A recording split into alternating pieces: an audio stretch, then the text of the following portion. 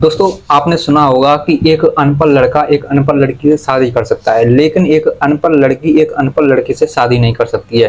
तो दोस्तों, हमारी आज की कहानी में भी इसी बात के ऊपर चर्चा होगी कि एक अनपढ़ लड़का जब वो लड़की देखने के लिए जाता है, तो घर वाले तो लड़के को देख करके उसे पसंद कर लेते हैं अपनी लड़की के लिए कि हम इसी लड़के से अपनी लड़की की शादी करेंगे। लेकिन जब लड़की लड़के से एकांत में जाकर के बात करती है, तो लड़की लड़के को रिजेक्ट कर देती है और यही बात अपने माता पिता को कहती है कि मैं इस लड़की से शादी नहीं करूंगी, ये जो लड़का है ये पढ़ा लिखा लड़का नहीं है। तो माता पिता फिर अपनी बेटी को एकांत में ले जा करके समझाते हैं कि बेटी, तुम जल्दबाजी में कोई भी डिसीजन मत लो, ये जो लड़का है ये बहुत अच्छा है, दिल का साफ है, और सबसे बड़ी बात, ये जो लड़का हमने तुम्हारे लिए देखा है, ये लड़का इसीलिए देखा है क्योंकि इस लड़के के पास में रोड के किनारे पर 10 बीघा जमीन है। और आज के ज़माने में अगर रोड के किनारे 10 बीघा जमीन है, तो तुम सोच नहीं सकती हो कि उसकी वैल्यू, उसकी कीमत कितनी है। दोस्तों, लड़की अपने माता पिता को फिर बार बार समझाती है कि ये लड़का अनपढ़ है और मैं पढ़ी लिखी हूँ, मैं इस लड़के से शादी नहीं करूंगी। माता पिता उस पर दबाव डालते हैं, उससे बोलते हैं कि अगर तूने हमारे खिलाफ कोई बगावत की और हमारे हिसाब से शादी नहीं की, तो हम तेरी शादी ऐसे लड़के के साथ में कर देंगे कि तुझे उसके साथ में अपनी जिंदगी को मजबूरी में गुजारना पड़ेगा। हम तेरी शादी ऐसे लड़के के साथ में कर देंगे, ना तो जिसके हाथ होंगे और ना ही पैर होंगे। दोस्तों, माता पिता लड़की को धमका देते हैं और फिर लड़की मजबूरन उस लड़के से शादी करने के लिए तैयार हो जाती है। शादी की तारीख 10 दिन बाद तय हो जाती है और 10वें दिन बारात आने वाली थी। लड़की अपनी जो मेकअप था उसे कराने के लिए अपने दोस्त के यहाँ पर पहुँचती है और अपने मेकअप को कराती है। तब उसकी दोस्त उससे पूछती है कि तू जो शादी कर रही है वो क्या तेरी मर्जी से हो रही है, क्या तेरे माता पिता का कोई ऐतराज है? तो लड़की कहती है कि नहीं, ये शादी मेरी मर्जी से नहीं हो रही है, इसमें मेरे माता पिता की खुशी है। उन्होंने मेरे लिए लड़का देखा है और माता पिता ने बताया है कि लड़के के पास में 10 बीघा जमीन है और बाद में वो जमीन जब बिकेगी तो मैं करोड़ों की मालकिन बन जाऊंगी। तो लड़की की सहेली अब उस दुल्हन से कहती है कि देखो, तुम जो कर रही हो मुझे नहीं पता सही है या गलत है, लेकिन मेरे हिसाब से गलत है। तुम करोड़पति तो बन जाओगी, लेकिन जो तुम्हारे सपने हैं एक समाज में सरकारी ओहदा प्राप्त करने का, तुम पढ़ी लिखी हो, और अगर तुम उस अनपढ़ लड़के से शादी कर लोगी तो तुम ऐसा नहीं कर पाओगी और ना ही कोई भी सरकारी अफसर बन पाओगी। दुल्हन जब अपनी दोस्त की बातों को सुनती है तो उससे कहती है तो फिर मैं क्या करूं? तो जो मेकअप आर्टिस्ट थी वो उससे बोलती है कि तू ऐसा कर, यहाँ से भाग जा। जब तू जानती है कि तेरा पति जो है अनपढ़ है, वो तेरी कद्र करेगा ही नहीं, तुझे पढ़ाएगा ही नहीं, तुझे पढ़ने नहीं भेजेगा, उसके माता पिता तुझे पढ़ने नहीं भेजेंगे, तो तेरी जिंदगी जहन्नुम बन जाएगी। फिर वही तुझे करना पड़ेगा। हालांकि तेरे घर में नौकर चाकर होंगे, लेकिन जो खुशी आत्मसम्मान की होती है वो खुशी तुझे नहीं मिलेगी। तू ऐसा कर, भाग जा। दोस्तों, दुल्हन अपनी सहेली आर्टिस्ट की बातों को सुन करके भागने का मन बनाती है। फिर अब उससे बोलती है कि घर पर बारात आने वाली होगी, माता पिता की बेइज्जती हो जाएगी, सारा इंतजाम हो गया है, माता पिता ने बहुत सारा पैसा खर्च किया है मेरी शादी के लिए। तो मेकअप आर्टिस्ट फिर उसे बोलती है कि उसकी चिंता मत कर, केवल अपनी जिंदगी के बारे में देख, क्या तुझे कुछ चाहिए या नहीं चाहिए, तो क्या तुझे सरकारी अफसर बनना है या नहीं बनना है? तो लड़की कहती है कि हाँ, मुझे सरकारी अफसर बनना है। तो कहती है कि भाग जा, फिर क्यों तू घबरा रही है, फिर तू क्यों अपने माता पिता के बारे में सोच विचार कर रही है, बस भाग जा। दोस्तों, अपनी सहेली आर्टिस्ट की बातों को सुनने के बाद में वो दुल्हन उस मेकअप रूम से ही फरार हो जाती है, गायब हो जाती है। बारात घर पर आ जाती है। बारात जब घर पर आ जाती है तो जो भी मेहमानगण थे, यानी कि जो भी बारातिया थे, सब कुछ खाना खा लेते हैं और बारातिया खाना खाने के बाद में अपने घर के लिए विदा कर दिए जाते हैं। अब थोड़ी देर बाद में समय आता है स्टेज का। स्टेज पर दूल्हा पहुंच जाता है, दूल्हे के घर वाले पहुंच जाते हैं।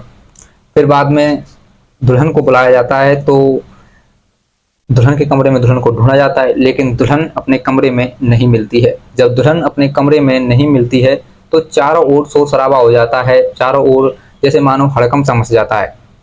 सभी जगह ये खबर फैल जाती है कि दुल्हन अपने कमरे में नहीं है, दुल्हन अपने घर से भाग चुकी है। दोस्तों, ये बात सुन कर के दूल्हा हो या लड़की के माँ बाप हो या लड़के के माँ बाप हो, सभी हताश हो जाते हैं कि आखिर लड़की गई तो गई कहाँ। अब जो मेकअप आर्टिस्ट थी उससे पूछा जाता है तो मेकअप आर्टिस्ट बोलती है कि वो इस लड़के के साथ में शादी नहीं करना चाहती थी, ये लड़का अनपढ़ है, इसीलिए वो इस शादी से खुश नहीं थी और वो अपने दुनिया में भाग गई है, वो तुम सबको छोड़ करके चली गई है, उसने मुझे बताया ऐसा। जब लड़की आर्टिस्ट की बात घर वाले सुनते हैं तो पहले तो उसे तमाशा जड़ देते हैं और उससे कहते हैं कि तूने ही लड़की को भड़काया होगा। तो आर्टिस्ट कहती है कि मैंने नहीं भड़काया, वो खुद 20-22 साल की लड़की है, वो समझदार है, पढ़ी लिखी है और अपना भविष्य खुद तय कर सकती है कि उसे आगे क्या करना है क्या नहीं करना है, मैंने उसे बिल्कुल भी भड़काया नहीं है। दोस्तों, माता पिता हो या फिर दूल्हा हो, सभी अपने माथे पर हाथ रख करके शर्मिंदगी से, कोई खड़ा था तो खड़ा रह जाता है, बैठा था तो बैठा रह जाता है, मतलब सभी सदमे में पड़ जाते हैं। अब थोड़ी देर बाद जो दूल्हा था वो अपने माता पिता को लेकर के अपने घर पहुंच जाता है और जब घर पहुंचता है तो उसके जो जितने भी मेहमानगण थे सभी दुल्हन का इंतजार कर रही थी कि दुल्हन आएगी, दूल्हा लेकर के आएगा, दुल्हन को उसका स्वागत करेंगे। लेकिन दोस्तों हो कुछ सब कुछ उल्टा रहा था। जब दोस्तों दूल्हे की गाड़ी में दुल्हन को उतरते हुए नहीं देखा तो सभी के रोंगटे खड़े हो गए। दूल्हा से पूछा कि कहाँ है तुम्हारी दुल्हन, तो कहते हैं कि शादी ही नहीं हुई, बारात खाली हाथ वापस लौट आई।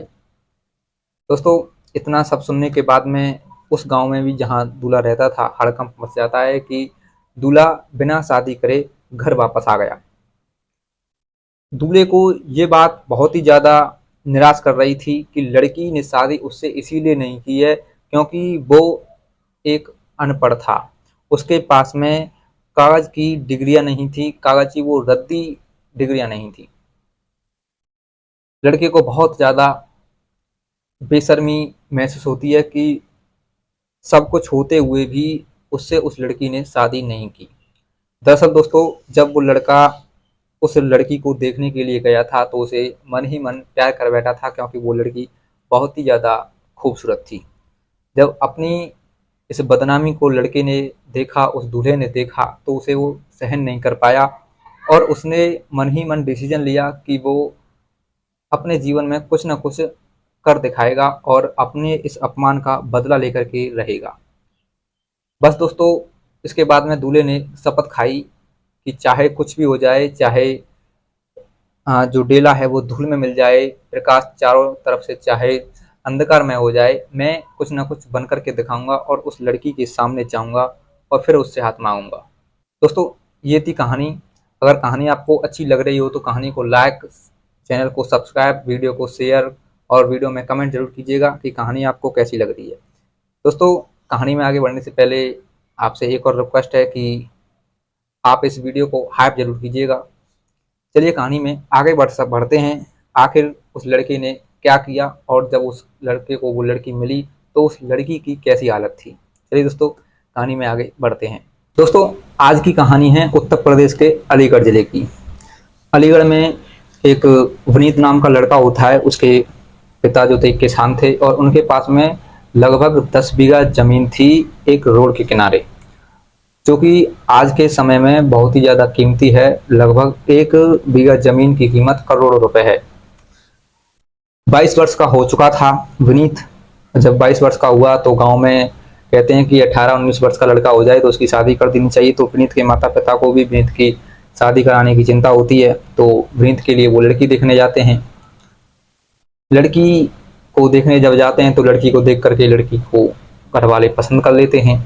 लड़की भी विनीत को देखती है तो विनीत को पसंद कर लेती है, लेकिन जब विनीत से वो बात करती है तो घबरा जाती है क्योंकि दोस्तों विनीत जो था अनपढ़ था और जो लड़की थी जिसका नाम चंचल था वो पढ़ी लिखी थी। तो वो अपने माता पिता से कहती है कि मैं शादी नहीं करूंगी इससे, ये अनपढ़ है। तो विनीत को तो डायरेक्ट बोलती नहीं है, अपने माता पिता से बोलती है। तो माता पिता उसे समझाते हैं, उसके बारे में बताते हैं, उसके बैकग्राउंड के बारे में कि उसके पास में ऐसा पैसा है। तो लड़की फिर भी मना करती है तो लड़की के माता पिता उसे धमका देते हैं। तो फिर मतलब दोस्तों जैसे राजी गैर राजी लड़की हाँ कर देती है शादी के लिए। तो शादी की डेट फिक्स कर दी जाती है, 10 दिन बाद शादी होती है, बारात आती है। बारात आती है तो लड़की अपने जहाँ मेकअप कराने जाती है वहां से भाग जाती है। जब बारात वापस लौट आती है लड़की को बिना लिए हुए, तो वृंद को बहुत ज्यादा दुख होता है। दुख जब उसे होता है तो वो अपने इस दुख का, अपमान का बदला लेने के लिए मेहनत करता है और अपने आप में सोचता है कि मैं कुछ ना कुछ बन करके दिखाऊंगा और उस लड़की से अपने अपमान का बदला लूंगा। अब दोस्तों, जो विनीत था ये केवल 8 तक ही पढ़ा था। इसने ना तो 9वीं की थी, 9वीं के बाद में कोई भी पढ़ाई लिखाई का काम नहीं किया था। अब इसने पढ़ाई करना शुरू किया। 9 में ये एडमिशन ले आता है। एडमिशन लेने के बाद में 1 साल इसे 9th क्लास में लगता है, 1 साल इसे 10th क्लास में लगता है, यानी कि 12th पास करने तक इसे 4 वर्ष का समय हो जाता है। ये दिन रात पढ़ाई करता है, मेहनत करता है और फिर 3 साल की डिग्रियां करता है, यानी कि इसे कुल मिलाकर के अपनी पढ़ाई में 7 वर्ष का समय लग जाता है। पढ़ाई बिल्कुल जी जान लगा के करता है, मन लगा करके करता है और अपने आप में समझ लेता है, सोच लेता है कि इसे अपनी पढ़ाई से एक ना एक दिन वो मुकाम हासिल करना है जिस वजह से उसकी शादी टूटी थी। उसी वजह को देख करके लोग उसे सैल्यूट करें। दोस्तों, उसका उद्देश्य था कि वो एक आईएएस ऑफिसर बने। दोस्तों, डिग्री जब पूरी हुई तो उसने कोचिंग लगा ली और कोचिंग लगाने के बाद दिन रात मेहनत की। दोस्तों, केवल 1 वर्ष के अंतर ही वो डीएम की कुर्सी हासिल कर लेता है, डीएम बन जाता है। और डीएम जब बनता है तो डीएम बनने के बाद में उसकी ट्रेनिंग होती है। ट्रेनिंग होने के बाद जब उसकी ज्वाइनिंग होती है तो एक ऐसे ज़िले में होती है जो कि ज़िला जनसंख्या के आधार पर अच्छा तो नहीं माना जाता, लेकिन वहाँ के गुणों को देख करके, वहाँ के प्रकृति को देख करके बहुत ही अच्छा है। वो उत्तर प्रदेश के मथुरा ज़िले में नियुक्त होता है। डीएम का नाम विनीत होता है। दोस्तों, अपना कामकाज करता है। उसने उस लड़की को ढूंढा लेकिन उसे वो लड़की नहीं मिली। अखबार में इश्तेहार दिलवाए कि अगर ऐसी कोई लड़की हो तो हमें बताया जाए, क्योंकि दोस्तों विनीत को अपने ऊपर भरोसा था कि उस लड़की ने उसे छोड़ा है तो सरकारी अफसर बनने के लिए छोड़ा है तो कहीं ना कहीं किसी न किसी डिपार्टमेंट में सरकारी अफसर होगी। लेकिन दोस्तों, विनीत ने अखबार में इश्तेहार दिलवाए तो तब भी उसे चंचल कहीं पर भी नहीं मिली। उसे किसी भी तरह से, किसी भी जानकारी की तरह जानकारी नहीं मिली कि चंचल इस दुनिया में है भी या नहीं, या किस जगह पर पोस्टिंग लगी हुई है उसकी। तो एक दिन डीएम जो विनीत था वो किसी काम के सिलसिले में बाहर जाता है उस जिले को छोड़ करके। तो जैसे ही वो उस जिले की सीमा को लांघता है तो देखता है कि खेतों में पुलिस में और किसानों में लड़ाई झगड़ा हो रहा है। तो डीएम अपनी गाड़ी से बाहर उतरता है और लड़ाई को देखने के लिए जाता है। तो डीएम के आगे पीछे भी गाड़ियां होती हैं, कमांडर थे। तो जैसे ही कमांडर वालों को वो गांव वाले और पुलिस देखते हैं तो हंगामा बंद हो जाता है। अब दोस्तों, जो हंगामा हो रहा था वो हंगामा इस बात के ऊपर हो रहा था क्योंकि जो खेत था उस खेत की बाउंड्री हो रही थी और बाउंड्री दूसरे के खेत में लगाई जा रही थी। इस वजह से दूसरे किसान ने उस किसान के ऊपर में आक्रोश जताया और उसे मार पीटने लगा। दोस्तों, जो बाउंड्री का काम चल रहा था, जो मजदूर वहां लगे हुए थे, उन्हीं मजदूरों में एक मजदूर थी ये चंचल। जब चंचल को उन विनीत साहब ने देखा तो उनकी आंखें फटी की फटी रह गईं। विनीत चंचल के पास गए लेकिन दोस्तों चंचल ने विनीत को नहीं पहचाना। विनीत ने उनसे बात करने की कोशिश की। हाय, आई एम विनीत, तुम यहाँ क्या कर रही हो, क्या तुमने मुझे नहीं पहचाना? चंचल पहले तो विनीत की तरफ देखती है और फिर जोर जोर से थाके मार करके हंसने लगती है। अब विनीत साहब जब ये देखते हैं तो बड़े ही सदमे में पड़ जाते हैं कि लड़की ने मुझे पहचाना नहीं है। दोस्तों, लड़की पहचानती भी कैसे? उसकी हालत एकदम पागलों की जैसी थी और वो वहाँ अपने पेट को पालने के लिए मेहनत मजदूरी कर रही थी। जब विनीत ने चंचल को देखा तो उनसे रहा नहीं गया। फिर उन्होंने चंचल को अपने पास में पानी जो था पिलाया और वहाँ जो ठेकेदार था उससे बातचीत की कि ये लड़की तुम्हें कहाँ से मिली। तो ठेकेदार बोलता है कि ये लड़की हमारे पास में पिछले 3 सालों से काम कर रही है, इसका कोई पता नहीं है, ये पागलों की तरह रहती है, इसे हम काम पर रख लेते हैं, काम करवाते हैं और इसे खाना खिलाते हैं और जो भी इसकी मजदूरी होती है वो हमने एक LIC के फंड में जमा कर रखी है। सोचते हैं कि जब इसके घर वाले आएंगे तो हम इसे इसकी मजदूरी दे देंगे। दोस्तों बस फिर क्या था, जो DM साहब थे वो चंचल को लेकर के अपने घर आ जाते हैं और घर आने के बाद में उसका एक अच्छे से अस्पताल में एडमिशन कराते हैं।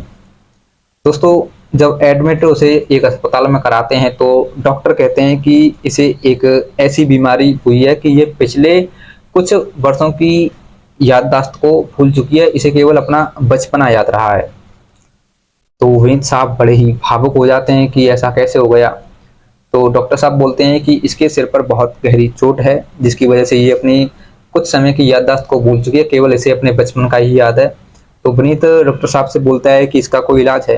तो जो डॉक्टर साहब होते हैं वो बोलते हैं कि इसका इलाज है लेकिन इस इलाज के लिए बहुत सारे रुपयों का प्रबंध करना पड़ेगा। तो डॉक्टर साहब से विनीत कहते हैं कि तुम पैसों की चिंता मत करो, केवल इस लड़की का इलाज करो और ये लड़की ठीक होनी चाहिए। डॉक्टर साहब फिर उस लड़की का इलाज करते हैं। दोस्तों इलाज को जब करते हैं तो लड़की जो थी वो अच्छी हो जाती है, स्वस्थ हो जाती है और कुछ दिनों के बाद में धीरे धीरे उसे अपनी सारी याददाश्त वापस आने लगती है।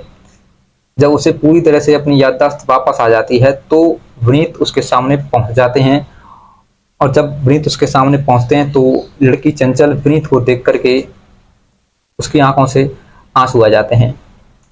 और विनीत को जब देखा चंचल ने तो विनीत ने काला कोट, बहुत अच्छे स्टाइलिश कपड़े, उसके बाहर उसके आजू बाजू में 2 पुलिस वाले। तो चंचल को बड़ा ही अजीब सा लगा।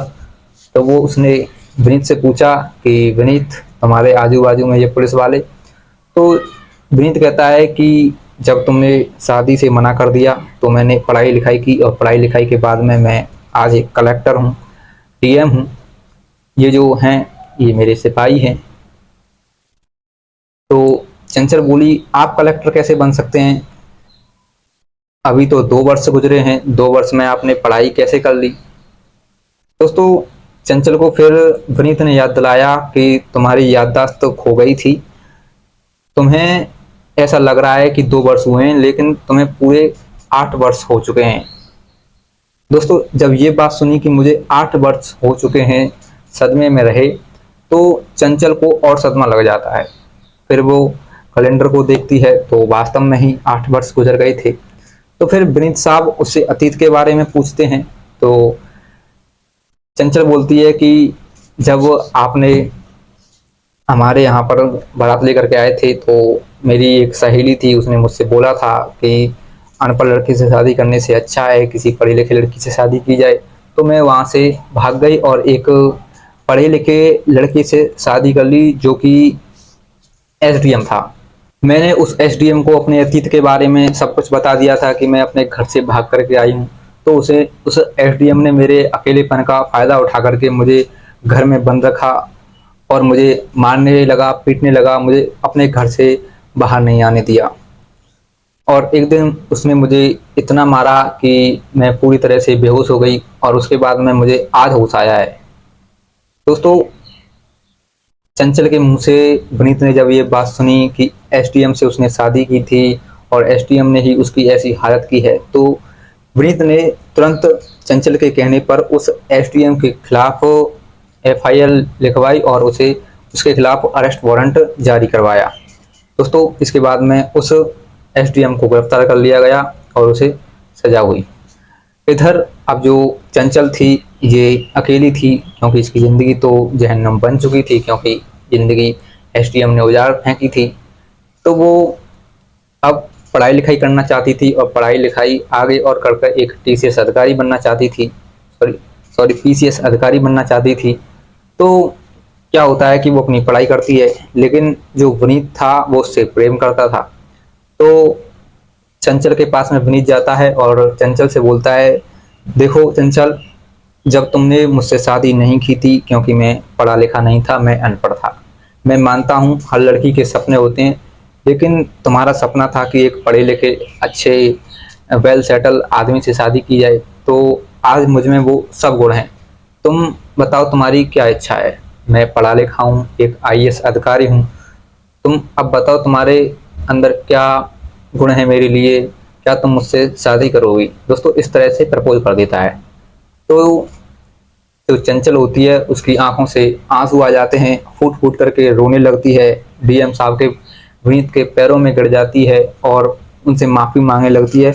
उनसे कहती है कि आप तो इंसान के रूप में देवता हैं, मैंने आपको नहीं पहचाना, मेरी इज्जत की धज्जियां उड़ चुकी हैं, आपको मेरे अतीत के बारे में अच्छे से नहीं पता है कि मेरे साथ क्या क्या हुआ, जब मैं पागल थी, जब मैं अपनी सुध में नहीं थी तो मेरे साथ किसने क्या किया मुझे खुद नहीं पता है, ना ही आपको पता है।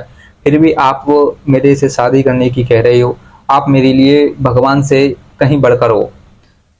दोस्तों तो डीएम साहब बोलते हैं, तो इसका मतलब मैं समझूं कि मैं तुमसे शादी कर सकता हूं, तुम मुझसे शादी करने के लिए तैयार हो। दोस्तों चंचल की आंखों से आंसू आ जाते हैं, टपकने लगते हैं, कहती है कि हाँ मैं शादी के लिए तैयार हूँ। तो दोस्तों इस प्रकार विनीत और चंचल एक दूसरे से शादी कर लेते हैं और शादी करने के बाद में अपनी ज़िंदगी को बहुत ही अच्छी तरीके से सुगमता के साथ में जीते हैं। तो दोस्तों ये थी कहानी। कैसी लगी कहानी आपको, कमेंट बॉक्स में कमेंट करें। अगर वीडियो कहानी अच्छी लगे तो वीडियो को लाइक कर दीजिए। अगर अगर चैनल पर पहली बार विजिट कर रहे हैं तो चैनल को भी सब्सक्राइब करना ना भूलें। और दोस्तों सबसे ज़रूरी इम्पोर्टेंट, इस कहानी को हाइप कर दीजिए, इस वीडियो को हाइप कर दीजिए।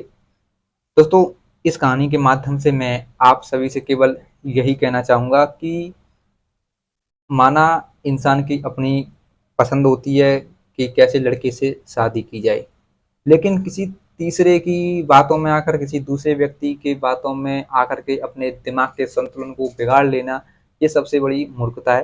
पहले किसी दूसरे व्यक्ति की बातों में आने से पहले अपने आप पर सोचो, अपने आप पर समय दो कि मुझे सामने वाले व्यक्ति से शादी करनी है या नहीं करनी है। किसी के बाब दबाव में आकर के शादी के लिए हाँ मत करो और ना ही किसी के हवा में आकर के शादी को रिजेक्ट करो, क्योंकि आप तो शादी के मंडप से भाग जाते हैं, लेकिन जब जो बारात आती है तो उन घर वालों के ऊपर क्या बीतती है जब वो खाली हाथ अपने घर पहुंचते हैं। तो दोस्तों अगर किसी के मन में ऐसे विचार आते हैं तो वो इन विचारों को त्याग दे। कोशिश ये करे कि इन विचारों को का सामना ही ना करना पड़े, ऐसी स्थिति बने ही ना। चलिए दोस्तों मिलता हूँ अगली ऐसी सच्ची घटना के साथ, सच्ची कहानी के साथ। तब तक के लिए जय हिंद, जय भारत।